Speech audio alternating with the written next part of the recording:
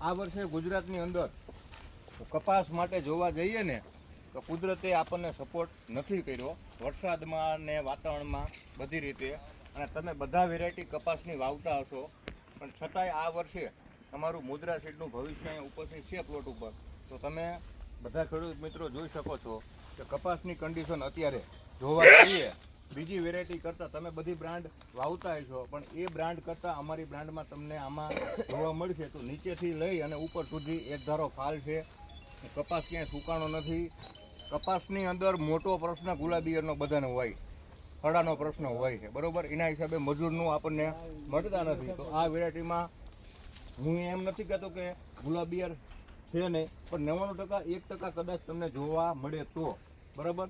બીજું કપાસની અંદર અત્યારે હાલમાં જોવા જઈએ તો 125થી વધારે પર પ્લાન્ટમાં જીંડવા છે, નવું ફ્લાવરિંગ ચાલુ છે.